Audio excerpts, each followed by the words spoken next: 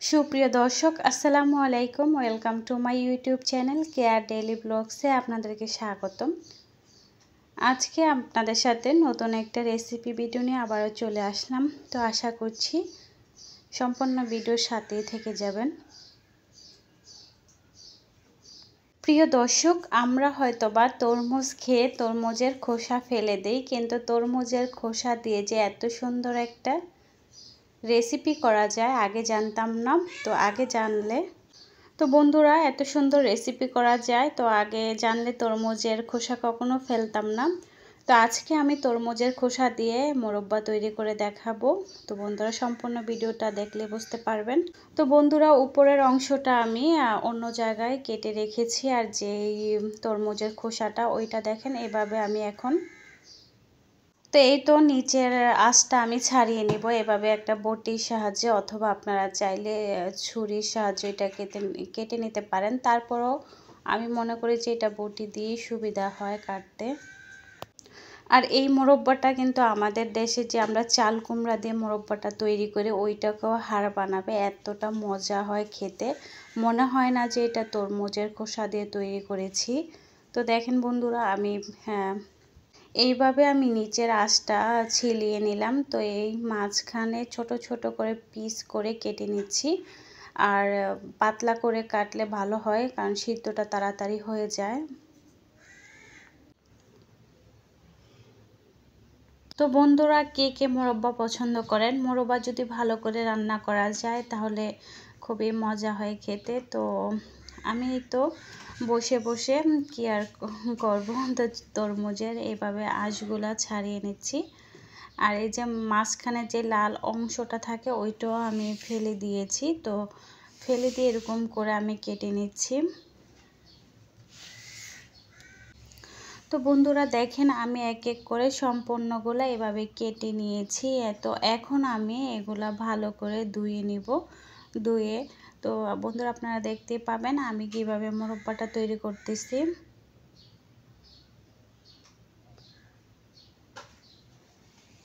প্রিয় দর্শক দেখেন, আমি এখানে ভালো করে ধুয়ে নিয়েছি। ধুয়ে আমি একটা ফ্রাই প্যানের মধ্যে অথবা যে কোনো ইয়ের মধ্যে আপনারা এটা ভালো করে সিদ্ধ করে নেবেন। তো আমি একটা স্টিলের ছোট পাতিলার মধ্যে আমি এটা সিদ্ধ করে নিচ্ছি। তো এই তো বন্ধুরা, দেখতেই পাচ্ছেন আমি সিদ্ধ করে নিয়েছি, আর এর মধ্যে সামান্য একটু লবণ দিয়ে দিলাম। আর এটা কিন্তু ভালো করে সিদ্ধ করে নিতে হবে একদম, যেহেতু তরমুজের খোসাটা একটু শক্ত টাইপের থাকে। তো সেই জন্য এটা ভালো করে সিদ্ধ করে নিতে হবে। দেখেন বলক আসা পর্যন্ত কালারটা চেঞ্জ হয়ে গেছে, কত সুন্দর লাগতেছে কালারটা। অনেকে হয়তো বা অবহেলা করে এই রেসিপিটা অ্যাভয়েড করতে পারেন, কিন্তু আসলে এটা কিন্তু খুবই মজাদার একটা রেসিপি, আনকমন একটা রেসিপি। প্রিয় দর্শক, তো আমার তরমুজের খোসাগুলো আমি সিদ্ধ করে নিয়েছি। তো একটা ছাঁকুনির মধ্যে এইভাবে ছেঁকে নিতে হবে। ছেঁকে অনেকক্ষণ, প্রায় 10 মিনিট এরকম করে রাখতে হবে, যেন এটা থেকে পানিটা সম্পূর্ণ ঝরে যায়। আর আপনারা চাইলে কিন্তু একটা টুথপিক দিয়েও তরমুজের খোসাটাকে মানে ছিদ্র করে দিতে পারেন। তো এই তো দেখেন, আমি এর মধ্যে একটা চিনি দিয়ে দিলাম। তো চিনিটা আমি একদম এটার মধ্যেই একটা ভালো করে গলিয়ে নিব। আর এর মধ্যে কিন্তু আমি পানি কিছুই ইউজ করব না। বন্ধুরা, প্রিয় আপু এবং ভাইয়ারা, যারা যারা আজকের ভিডিওতে দেখতেছেন অবশ্যই একটা লাইক দিয়ে দিবেন, কারণ লাইকের সংখ্যাটা আমার কেন জানি বেশি আসে না। আর প্রিয় প্রিয় আপুদেরকে বলতে হবে না, তারা সব সময় লাইক দেয়। যারা লাইক দিতে ভুলে যায় তাদেরকে বলছি প্লিজ লাইক দিয়ে দিবেন। তো এইখানে দেখেন তরমুজের এটা এখন দিয়ে দিব, আমার চিনিটা গলে গিয়েছে। তো বন্ধুরা, আপনারা চাইলে কিন্তু তরমুজের খোসা এভাবে চিংড়ি মাছ দিয়েও খেতে পারবেন, কারণ চিংড়ি মাছ দিয়ে রান্না করে লাউয়ের মতোই লাগে খেতে। তো এইখানে দেখেন আমি একটা, যেহেতু মোরব্বা একটা ভালো একটা ফ্লেভার আসা দরকার, তো একটি তেজপাতা আদা করে দিয়েছি। তারপর হচ্ছে দুটো দারচিনি, একটি এলাচ দিয়ে দিলাম। তো এটা অনেকক্ষণ কিন্তু এভাবে জাল করে নিতে হবে। তো বন্ধুরা, আপনারা চাইলে কিন্তু এটা দুধ দিয়েও রান্না করতে পারবেন। দুধ দিয়ে নারকেল দিয়েও কিন্তু রান্না করলে টেস্টি হয়। আর এটা বুঝবেন না আপনার রান্না করার পরে যে এটা আসলে কি তরমুজের খোসা নাকি। তো দেখেন এভাবে রান্না করে নিচ্ছি।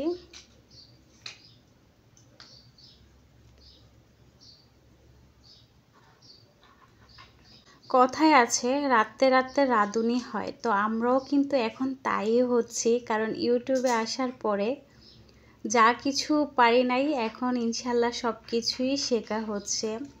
তো যেমন বাড়তে বাড়তে ভর্তা, তো মেয়েরা কিন্তু এক সময় রান্না করতে করতে রাঁধুনি হয়ে যায়, তো আমাদের জীবনটাই সেরকম হয়ে গিয়েছে।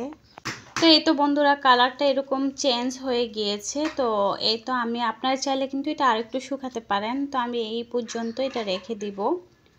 তো আপনাদেরকে আমি একটা প্লেটের মধ্যে দেখাচ্ছি কীরকম হয়েছে আজকে আমার রেসিপি মোরব্বা, তরমুজের খোসা দিয়ে মোরব্বা রেসিপি। বন্ধুরা যারা যারা এতক্ষণ পর্যন্ত ধৈর্য সহকারে আমার ভিডিও দেখেছেন সবাইকে অসংখ্য ধন্যবাদ। সবাইকে ছোট করব না ধন্যবাদ দিয়ে, সবসময় প্রতিনিয়ত আমার ভিডিও দেখতেছেন আমার প্রিয় প্রিয় আপুরা। তো আমার এই রেসিপিটা কেমন লেগেছে সুন্দর একটা কমেন্ট করে যাবেন। আর আপনাদের কিন্তু মূল্যবান একটা কমেন্টে আমাদের ভিডিও জাগার উৎসাহ জাগে। তো সবাই ভালো থাকবেন, সবাই সুস্থ থাকবেন। সবার সুস্থতা কামনা করে আপনাদের কাছ থেকে বিদায় নিচ্ছি। পরবর্তী আরেকটা নতুন রেসিপি নিয়ে আবার আপনাদের মাঝে হাজির হব। আল্লাহ হাফেজ।